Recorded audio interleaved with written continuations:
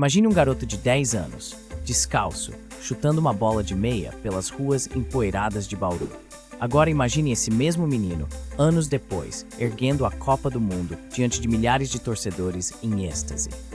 Essa é a incrível história de Edson Arantes do Nascimento, o Pelé, o rei do futebol.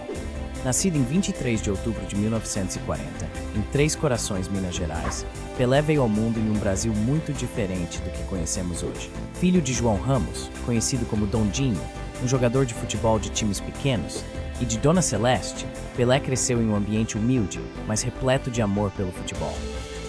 A infância de Pelé foi marcada pela pobreza. Aos 5 anos, sua família se mudou para Bauru, interior de São Paulo, em busca de melhores oportunidades. Foi lá que o pequeno Edson começou a desenvolver suas habilidades futebolísticas, jogando descalço nas ruas e campos de várzea da cidade. Pelé não tinha condições de comprar uma bola de futebol, então improvisava com frutas ou bolas feitas de meias velhas. Essa criatividade forçada pela necessidade acabou se tornando um dos segredos de seu talento único. Ele aprendeu a dominar objetos de diferentes tamanhos e pesos, desenvolvendo um controle de bola extraordinário. Aos 11 anos, Pelé foi descoberto por Valdemar de Brito, um ex-jogador da seleção brasileira. Brito ficou impressionado com as habilidades do garoto e o levou para treinar no Bauru Atlético Clube. Foi nesse time que Pelé começou a se destacar, marcando gols impressionantes e chamando a atenção de clubes maiores. Em 1956, aos 15 anos, Pelé fez um teste no Santos Futebol Clube. O técnico Lula ficou maravilhado com o que viu e imediatamente ofereceu um contrato ao jovem prodígio. Pelé assinou seu primeiro contrato profissional e, em poucos meses, já estava jogando no time principal do Santos.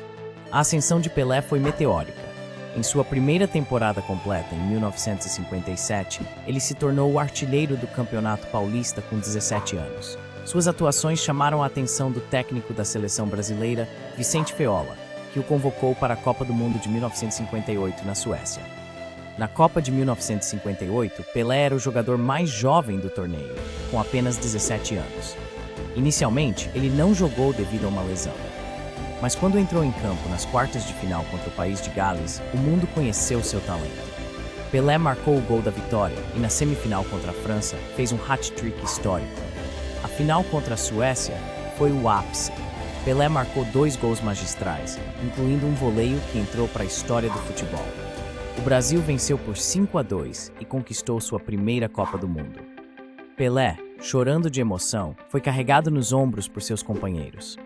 Um menino pobre do interior do Brasil havia se tornado uma estrela mundial do dia para a noite. Nos anos seguintes, Pelé continuou a brilhar. Pelo Santos, ele liderou o time em uma era de ouro, conquistando inúmeros títulos, incluindo 2 Copas Libertadores e 2 Mundiais de Clubes. Sua fama crescia a cada jogo, e logo ele se tornou uma celebridade global. Em 1962, Pelé chegou à Copa do Chile como a grande estrela da seleção brasileira. No entanto, uma lesão o tirou da maior parte do torneio. Mesmo assim, o Brasil conquistou o bicampeonato, e Pelé, mesmo machucado, recebeu sua segunda medalha de campeão mundial. A Copa de 1966 na Inglaterra foi um momento difícil para Pelé. O Brasil foi eliminado precocemente, e Pelé, alvo de entradas violentas, chegou a declarar que não jogaria mais Copas do Mundo. Felizmente, para os amantes do futebol, ele voltou atrás em sua decisão. Em 1970, no México, Pelé liderou o que muitos consideram a melhor seleção de todos os tempos. Aos 29 anos, no auge de sua forma, ele comandou o Brasil rumo ao tricampeonato mundial. Sua atuação na final contra a Itália, incluindo um passe magistral para Carlos Alberto marcar o 4º gol, é considerada uma das maiores performances individuais da história das Copas. Após a Copa de 1970, Pelé continuou a jogar pelo Santos até 1974.